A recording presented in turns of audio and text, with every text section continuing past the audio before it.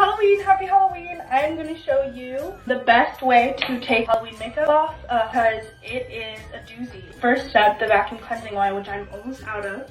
Just gonna really attach to those oils and start to get them off my face.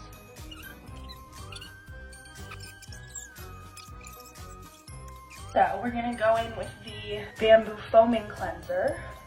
That's gonna just kind of get in the rest of the pores and get all of that last stuff off.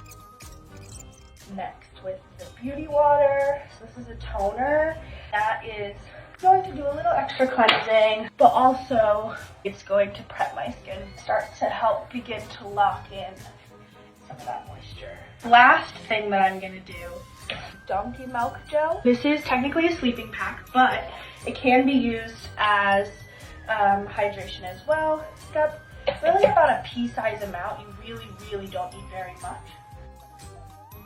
When we use makeup, when we mess up the microbiome of our skin, we are going to lose a lot of moisture.